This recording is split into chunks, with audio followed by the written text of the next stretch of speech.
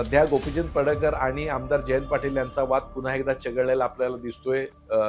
जतचा जो साखर कारखाना आहे, हा कारखाना राजारामभाऊ कारखान्यानं 2012 साली घेतलेला होता. पण तो कारखाना आता सभासदांच्या मालकीचा व्हावा आणि त्याचं नाव पुन्हा विजयसिंग डफळे व्हावं, अशी मागणी ही गोपीचंद पडळकर यांनी केलेली आहे. आणि आता जतमध्ये तिथं राजारामबापू कारखान्याला कॉम्पिटिशन म्हणून तिथं विश्वजित कदमांचा डफळापूरला जो कारखाना आहे, श्रीपती कारखाना, तो सुद्धा तिथं अतिशय उत्तम दर्जानं सुरू आहे. 3.5 यामध्ये राजकारण 100% होणार. याच्यामध्ये रस्त्यावरची लढाई होणार. त्यानंतर कायदेशीर लढाई ते म्हणतात, त्यावेळी कायदेशीर लढाई ऑलरेडी 2-3 पातळ्यावर वेगवेगळी झालेली आहे. आता पुन्हा एकदा न्यायालयात ही लढाई देऊन फारसं काय निष्पन्न होईल असं काय वाटत नाही. पण या लढाईचा मात्र राजकीय परिणाम फार मोठे आहेत आणि तिथं आंदोलन जर उभं राहिलं तर त्या आंदोलनाचा राजकीय परिणाम गोपीचंद पडळकरांना होईल. आणि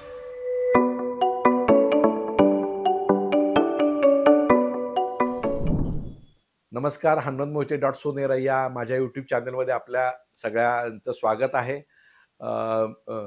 सध्या गोपीचंद पडळकर आणि आमदार जयंत पाटील यांचा वाद पुन्हा एकदा चिघळलेला आपल्याला दिसतोय.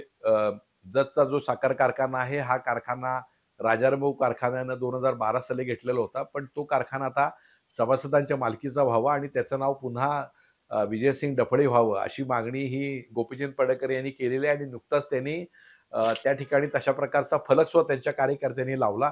त्यानंतर तो फलक राजारामबापू प्रशासनानं काढून टाकला. त्याच्याबद्दल पोलिसांमध्ये तक्रार सुद्धा झालेली आहे. याबद्दल बोलताना गोपीचंद पडळकर यांनी असं म्हटलं की हा कारखाना सभासदांच्या मालकीचा व्हायला पाहिजे, कारण आता या भाडेतत्वावर कारखाना भाडं संपून गेलेला आहे आणि हा कारखाना सभासदांच्या मालकीचा व्हायला पाहिजे. आता आपण जर याचा इतिहास लक्षात घेतला तर राज्य सहकारी बँकेनं जे कारखाने सिक्युरिटायझेशनच्या कायद्याखाली ताब्यात घेतलेले होते, अशा 45 साखर कारखान्यांचा लिलाव काढण्यात आला आणि 45 कारखाने हे त्या आसपासच्या सक्षम कारखान्यांनी हे कारखाने घेतले. आता याच्यामध्ये काही कारखाने हे खाजगी व्यक्तींनी घेतले आणि काही कारखाने सहकारी घेतले. आता जो जतचा कारखाना राजारामबापू कारखाना जो आहे, जतचा कारखाना, तो हा कारखाना राजारामबापू कारखान्यानं, म्हणजे जो कारखाना सहकारी तत्वावर आहे, म्हणजे ज्याचे मालक राजारामबापू कारखान्यात सभासद आहेत, त्या सभासदांच्या मालकीनं तो कारखाना विकत घेतला. म्हणजे तो कारखाना काय खाजगी मालकीने घेतले नाही. याच्या उलट सांगली जिल्ह्यामध्ये 2 कारखाने त्यावेळेला खाजगी घेतले.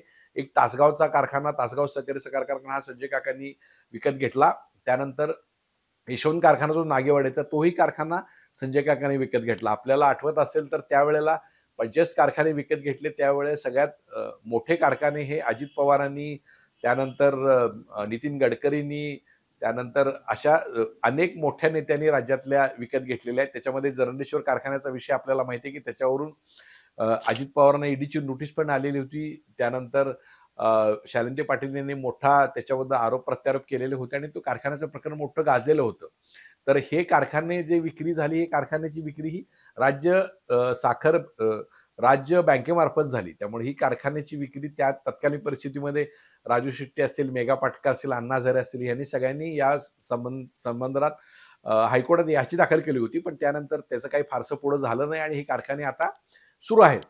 तर याच कारखान्याचा विषय जे गोपीचंद पडळकर काढतात, त्याच्यामधून कायदेशीर जर आपण पाहिलं तर कायदेशीर याच्यामधून फारसं काही निष्पन्न होईल अशी आज तर परिस्थिती नाही. कारण 2012 साली या कारखान्याचा व्यवहार झालेला आहे आणि या कारखान्याच्या व्यवहाराला आता 12 वर्ष उलटून गेलेली आहेत. हा कारखाना सुरू पण आहे. आता जतमध्ये तिथं राजारामबापू कारखान्याला कॉम्पिटिशन म्हणून तिथं विश्वजित कदमांचा डफळापूरला जो कारखाना आहे, श्रीपती कारखाना, तो सुद्धा तिथं अतिशय उत्तम दर्जानं सुरू आहे. 3.5 लाख तिथं लाख मेट्रिक टनाचं गाळप तिथं आहे. राजारामबापू कारखाना जो जतचा आहे तिथं 2.5 लाखाचं गाळप होतंय. आणि जे लवंगामध्ये भैरवनाथ कारखाना आहे, जो तानाजी सावंताचा आहे, बाळेगिरीला एक कारखाना आहे आणि श्रीमंत पाटील जे आमदार होते कर्नाटकमध्ये, त्यांचाही आत्नी फार्मर्स म्हणून त्यांचाही कारखाना जतच्या अतिशय बॉर्डर, असे 4-5 कारखाने त्या भागात आहेत. आणि जवळजवळ 5 लाख ते 6 लाख टनाचा ऊस तिथं पिकतो.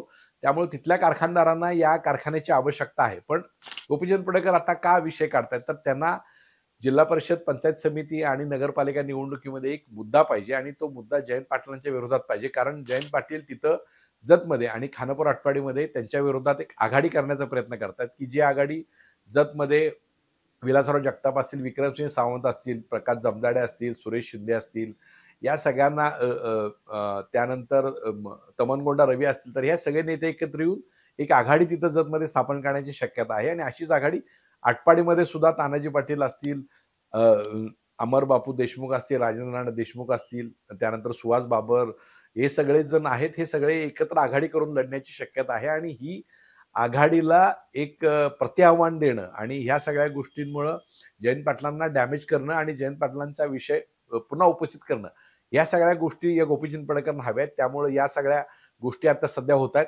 यामध्ये राजकारण 100% होणार, याच्यामध्ये रस्त्यावरची लढाई होणार, त्यानंतर कायदेशीर लढाई ते म्हणतात. त्यावेळी कायदेशीर लढाई ऑलरेडी 2-3 पातळ्यावर वेगवेगळी झालेली आहे. आता पुन्हा एकदा न्यायालयात ही लढाई देऊन फारसं काय निष्पन्न होईल असं काही वाटत नाही. पण या लढाईचा मात्र राजकीय परिणाम फार मोठे आहेत आणि तिथं आंदोलन जर उभं राहिलं तर त्या आंदोलनाचा राजकीय परिणाम गोपीचंद पडळकरांना होईल आणि गोपीचंद पडळकरांना तोच तिथं हवा आहे. आता त्यांनी नुकतंच एक ₹5 कोटी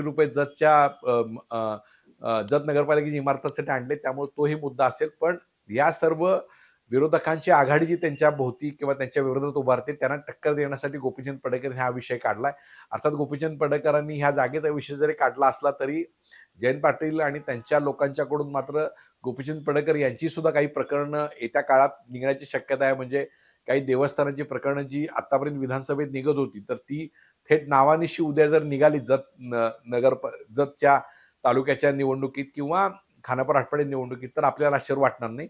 त्यामुळे हा जो संघर्ष आहे हा या जिल्हा परिषद, पंचायत समिती, नगरपालिका आणि सगळ्या निवडणुकीमध्ये आपल्याला जोरात पेटल्यास आश्चर्य वाटणार नाही. अर्थात त्याच्यामध्ये जतच्या नागरिकांना आणि जतच्या जनतेला काय मिळणार हा प्रश्न मात्र या चर्चेस घ्यावा लागेल.